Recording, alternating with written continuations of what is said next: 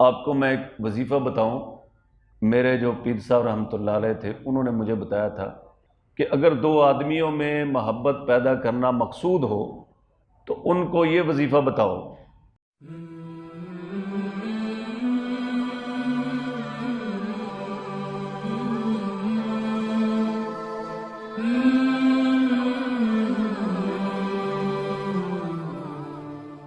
اعوذ باللہ من الشیطان الرجیم، بسم اللہ الرحمن الرحیم۔ وَلَقَدْ نَصَرَكُمُ اللَّهُ بِبَدْرٍ وَأَنْتُمْ أَذِلَّةٌ فَاتَّقُوا اللَّهَ لَعَلَّكُمْ تَشْكُرُونَ إِذْ تَقُولُ لِلْمُؤْمِنِينَ أَلَنْ يَكْفِيَكُمْ أَنْ يُمِدَّكُمْ رَبُّكُمْ بِثَلَاثَةِ آلَافٍ مِّنَ الْمَلَائِكَةِ مُنزَلِينَ بَلَىٰ إِن تَصْبِرُوا وَتَتَّقُوا وَيَأْتُوكُم مِّن فَوْرِهِمْ هَٰذَا يُمْدِدْكُمْ رَبُّكُم بِخَمْسَةِ آلَافٍ مِّنَ الْمَلَائِكَةِ مُصَوِّمِينَ وَلَقَدْ نَصَرَكُمُ اللَّهُ، اور اللہ تعالیٰ تمہاری مدد کر چکا ہے، بِبَدْرٍ، بدر کی لڑائی میں، وَأَنْتُمْ أَذِلَّةٌ، اور تم کمزور تھے، فَاتَّقُوا اللَّهَ لَعَلَّكُمْ تَشْكُرُونَ، تم اللہ تعالیٰ سے ڈرتے رہو تاکہ تم احسان مانو، شکر کرو۔ اِذْ تَقُولُ لِلْمُؤْمِنِينَ، جب آپ کہنے لگے مسلمانوں کو، أَلَنْ يَكْفِيَكُمْ أَنْ يُمِدَّكُمْ، کیا کافی نہیں ہے تمہارے لیے، أَنْ يُمِدَّكُمْ، کہ تمہاری مدد پہنچے تمہارے رب کی طرف سے، بِثَلَاثَةِ آلَافٍ، 3000 فرشتوں سے، منزلین، آسمان سے اترنے والے، بَلَىٰ إِن تَصْبِرُوا، بلکہ اگر تم صبر کرو، وَتَتَّقُوا، اور تقوی اختیار کرو، وَيَأْتُوكُم مِّن فَوْرِهِمْ، اور وہ آئیں تم پر فوری طور پر، يُمْدِدْكُمْ رَبُّكُمْ بِخَمْسَةِ آلَافٍ، تو اللہ تعالیٰ تمہاری مدد بھیجے گا 5000 فرشتوں سے، مصومین، نشان لگے ہوئے گھوڑوں پر۔ اس سے پہلی آیات میں غزوہ احد کے حالات اور واقعات کا بیان ہے۔ درمیان میں مثال کے طور پر غزوہ بدر کے حالات کو بیان کیا ہے، اور اس کے بعد پھر غزوہ احد کے جو واقعات ہیں وہ کافی دور تک بیان ہوں گے۔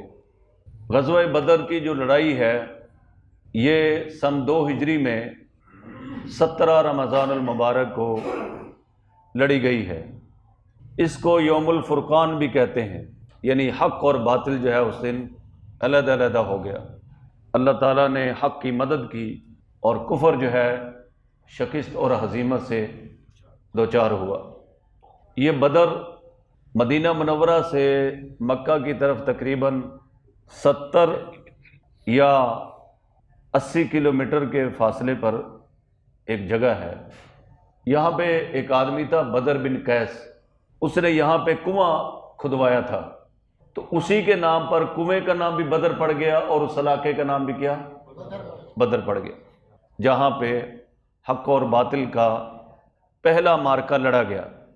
بظاہر دیکھنے کے تو یہ معرکہ مسلمانوں اور مشرکین کے درمیان میں لڑا گیا، لیکن اس واقعے نے دنیا کی تاریخ میں ایک انقلاب برپا کر دی۔ اس واقعے سے مسلمانوں کی اہمیت کا عرب کے قبائل کو بھی اندازہ ہوا، اور دور دور تک رہنے والے کفار کو بھی اندازہ ہوا کہ مسلمان کوئی حلوہ یا کھیر نہیں ہے کہ جس کو ہم کھا جائیں گے، ان کے ساتھ اللہ تعالیٰ کی مدد اور نصرت ہے۔ تو فرمایا کہ وَلَقَدْ نَصَرَكُمُ اللَّهُ بِبَدْرٍ وَأَنْتُمْ أَذِلَّةٌ، اور یقیناً اللہ تعالیٰ نے تمہاری مدد کی ہے بدر میں، اور تم کمزور تھے۔ اذلہ اس کا معنی ہوتا ہے کمزور، اذلہ اس کا معنی ہوتا ہے ذلیل، اذلہ اس کا معنی ہوتا ہے نرم، اذلہ کئی معنی میں استعمال ہوتا ہے۔ آپ کو میں ایک وظیفہ بتاؤں۔ میرے جو پیر صاحب رحمۃ اللہ علیہ تھے، انہوں نے مجھے بتایا تھا کہ اگر دو آدمیوں میں محبت پیدا کرنا مقصود ہو تو ان کو یہ وظیفہ بتاؤ، یحبہم ویحبونہ، اذلۃ علی المؤمنین اعزۃ علی الکافرین۔ اگر شوہر جو ہے وہ بیوی کی طرف توجہ نہیں کرتا تو بیوی جو ہے نا کھانے پر یا اس کے دل کی طرف خیال کر کے اس کو پڑھ کے دم کرے، انشاءاللہ جو ہے فائدہ ہوگا۔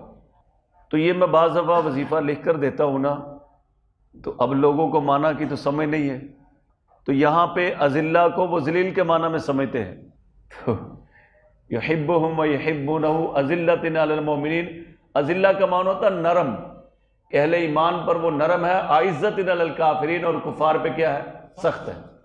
اعزہ کا یہاں پہ معنی سخت، اور اذلہ کا معنی یہاں پہ نرم۔ تو اذلہ کئی معنی میں استعمال ہوتا ہے، کبھی نرمی کے معنی میں، کبھی ذلیل اور حقیر کے معنی میں، وَتُعِزُّ مَن تَشَاءُ وَتُذِلُّ، جسے اللہ چاہتا ہے عزت دیتا ہے اور جس کو چاہتا ہے ذلیل کر دیتا ہے۔ اور کبھی جو ہے اذلہ یہ کمزور کے معنی میں آتا ہے، جیسا کہ یہاں پہ آیا ہے، ہر جگہ اذلہ کا ایک معنی نہیں ہوتا۔ فرمایا وَلَقَدْ نَصَرَكُمُ اللَّهُ بِبَدْرٍ، اور یقیناً اللہ تعالیٰ نے تمہاری مدد کی ہے بدر میں، وَأَنْتُمْ أَذِلَّةٌ، اور تم کمزور تھے، 313 مسلمان تھے، ادھر 1000 کافر تھے، اور ہر ایک گھوڑے پر تھا، اور ہر گھوڑے والے کے پاس 2 اونٹ تھے، اتنا ساز و سامان ان کے پاس تھا، پھر شراب، پھر جناب عورتیں، وہ تو عیاشی کرنے آئے تھے کہ ہم تو مسلمانوں کو گاجر مولی کی طرح کاٹ دیں گے۔ فاتقوا اللہ، تو تم اللہ تعالیٰ سے ڈرو، لعلکم تشکرون، تاکہ تم شکر گزار بن جاؤ۔ تو جب مسلمان میدان بدر میں پہنچے، پھر اللہ تعالیٰ کی نصرت اور مدد اہل ایمان پہ آئی۔ اللہ تعالیٰ نے پہلے مسلمانوں سے وعدہ کیا کہ 3000 فرشتے جو ہے وہ تمہاری نصرت کے لیے آئیں گے، تمہاری مدد کے لیے آئیں گے۔ اور پھر مسلمانوں کو پتہ چلا کہ کرز بن جابر ایک آدمی تھا، اس کا بڑا اثر و رسوخ تھا ان قبائل پر، مشرکین کے قبائل پر۔ تو مسلمانوں کو پتہ چلا کہ وہ اور لشکر لے کے آ رہا ہے، تو اللہ نے فرمایا کہ پریشان نہیں ہونا، میں 5000 بھیج دوں گا۔ اگر وہ کرز بن جابر لشکر لے کر آیا تو پھر جو ہے میں 3 کی بجائے 5000 فرشتے نازل کر دوں گا، لیکن وہ نہیں آیا کرز بن جابر، تو فرشتوں کی تعداد جو ہے وہ 3000 ہی رہی۔ اب سوال یہ ہے، یاد رکھیں کہ اللہ تعالیٰ نے فرشتوں کو بہت بڑی طاقت دی ہے۔ سیدنا جبرائیل علیہ السلام کے 600 پر ہیں، اور انہوں نے صرف ایک پر پہ جو قوم لوط کی بستیاں تھیں نا، ان کو اٹھا کے ایسے پٹک دیا تھا۔ فَجَعَلْنَا عَالِيَهَا سَافِلَهَا، یعنی ان کا نیچے والا حصہ اوپر کر دیا تھا اور اوپر والا حصہ نیچے کر دیا۔ اتنی بڑی طاقت ہے، اور 600 پر ہیں ان کے، تو ایک ہی فرشتہ ان کی مدد کے لیے کافی تھا۔ اور اللہ تعالیٰ چاہتے تو قیامت تک جو ہے اہل ایمان کے لیے فرشتے مقرر کر دیتے، جو بھی ان کے مقابلے میں آتا فرشتے اسے اڑا کے رکھ دیتے۔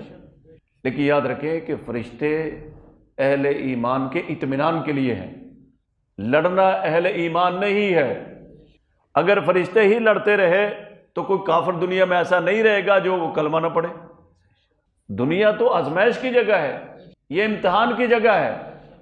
اگر جنگوں میں اللہ تعالیٰ فرشتوں کی ڈیوٹی لگا دیتے کہ محمد عربی صلی اللہ علیہ وسلم کی جو امت ہے، ان کے مقابل جو بھی آئے تم نے اڑا کے رکھ دینا، تو بتائے دنیا میں کوئی کافر رہتا ہے؟ اللہ کی یہ حکمت نہیں ہے۔ اب فرشتے میدان بدر میں لڑے یا نہیں لڑے، اس میں بھی دونوں روایت ہیں۔ تو اس میں ایک روایت یہ ہے کہ حضرت عبد الرحمن بن عوف رضی اللہ تعالیٰ نے 2 آدمیوں کو دیکھا، وہ حضور صلی اللہ علیہ وسلم کے دائیں اور بائیں تھے، اور سفید کپڑے اور سفید جو ہے وہ امامے باندھے ہوئے تھے۔ کبھی کبھی بھائی امامے کی سنت پر بھی عمل کر لیا کریں، ہم سارے انگریز کے طریقے پہ عمل کریں، کبھی حضور کے طریقے بھی دیکھ لیں گے۔ امامہ باندھیں گے کیوں بزرگو؟ عامر آ گیا تو 3 سال بعد تو ہمارے استاد تھے، وہ نا گدھے پہ سوار ہو رہے تھے، تو ان سے کہا حضرت یہ کاریں یا گاڑیاں کھڑی ہیں، آپ گدھے پہ بیٹھ رہے ہیں؟ فرمایا کہ میں سنت کی اتباع میں بیٹھ رہا ہوں کہ نبی کریم صلی اللہ علیہ وسلم نے اس جانور پہ سواری کی۔ حالانکہ وہ شیخ الحدیث تھے، بہت بڑے بزرگ تھے، سمجھے بھائی؟ تو ہمارے لیے جو قابل فخر ہیں وہ حضور کی سنتیں ہیں۔ نبی کریم صلی اللہ علیہ وسلم ایک جگہ سے گزرے تھے، تو حضرت سیدہ عائشہ رضی اللہ تعالیٰ سے فرمایا چلو دوڑ لگاتے، تو اپنی گھر والی کے ساتھ دوڑ لگائی. پردے کی جگہ تھی یہ، تو کہیں تم جا کے نارکلی میں دوڑنا شروع کر دو. تو حضرت سیدہ عائشہ رضی اللہ تعالیٰ عنہ اس دوڑ میں حضور علیہ السلام سے آگے نکل گئی. پھر ایک موقع پر جو نا اسی طرح مقابلہ ہوا تو نبی پاک صلی اللہ علیہ وسلم آگے نکل گئے. آپ نے فرمایا وہ بدلہ ہو گیا. یہ حضور علیہ السلام کی معاشرت تھی. آپ علیہ السلام جب گھر میں تشریف لاتے تھے تو آپ کے چہرہ انور پر مسکراہٹ ہوتی تھی، مسکراتے ہوئے تشریف لاتے تھے. تو کیا کہہ رہا تھا میں ابھی؟ ہاں، فرشتے جو ہے وہ دو فرشتے حضور کے دائیں اور بائیں دیکھے انسانی شکل میں، کیونکہ دو مخلوقات ایسی ہیں کہ اللہ تعالیٰ نے ان کو شکلیں بدلنے کا اختیار دیا ہے. ایک فرشتے ہیں اور دوسرے جنات ہیں. یہ دونوں جو ہے شکلیں بدل سکتے ہیں. کبھی جو ہے وہ انسانی صورت میں آ سکتے ہیں، سانپ بن سکتے ہیں. تو یہ اللہ تعالیٰ نے ان کو اختیار دیا ہے. ہمیں جنت میں اختیار ملے گا. جنت میں حسن بازار لگے گا. بھائی یوسف صاحب جائیں گے بازار میں، جو چہرہ پسند آئے گا، جب بیگم کے پاس واپسی آئے گی تو اس سے بھی زیادہ حسین ہوگا. تو وہ جو ہے گھوڑوں پر سوار تھے اور کہتے اقدم ہیزوم. ان کے گھوڑا جو تھا نا اس کا نام تھا ہیزوم. ہیزوم آگے بڑھو. تو انہوں نے دیکھا ایک کافر کی جو نا گردن کٹ کے گر گئی. تو حضور علیہ السلام سے پوچھا یا رسول اللہ یہ کون ہے؟ تو آپ علیہ السلام نے فرمایا کہ جبرائیل اور میکائیل ہے، جو اہل ایمان کی مدد کے لیے آئے ہیں، اہل ایمان کے اطمینان کے لیے آئے. وہ فرماتے ہیں نا کہ فضائے بدر پیدا کر، فرشتے تیری نصرت کو اتر سکتے ہیں قطار اندر قطار. اب بھی فرشتے آج بھی اتر سکتے ہیں. تو بدر کی فضا تو پیدا کر. تو فرمایا کہ اذ تقول للمؤمنین، جب حضور نے ایمان والوں سے کہا الی یکفیکم ان یمدکم، کیا تمہارے لیے کافی نہیں کہ تمہاری مدد کرے تمہارا رب بثلاثۃ آلاف من الملائک، 3000 فرشتوں سے، منزلین اترنے والے فرشتوں سے. بلا، بلکہ ان تصبروا، اگر تم صبر کرو، وتتقوا، اور بچتے رہو، تقوی اختیار کرو، ویاتوکم من فورہم ھذا، اور یہ تمہارے پاس فوری طور پر آئیں. جیسے میں نے بتایا کرز بن جابر نے کی طرف سے اطلاع کہ وہ اور لشکر لے کے آئے گا. تو اللہ نے فرمایا کہ یمددکم ربکم بخمسۃ آلاف، اللہ تعالیٰ تمہاری مدد کرے گا 5000 فرشتوں سے، مصومین، نشان لگے ہوئے گھوڑوں پر سوار ہوں گے. جس طرح ہر فوج آپ دیکھتے ہیں اس کے کچھ مخصوص نشانات ہوتے ہیں جس سے پتہ چلتا ہے یہ پاکستان کی فوج ہے، یہ فلاں ملک کی فوج ہے. تو یہ جو فرشتے اللہ اتارے گا ان کے بھی مخصوص قسم کے نشانات ہوں گے.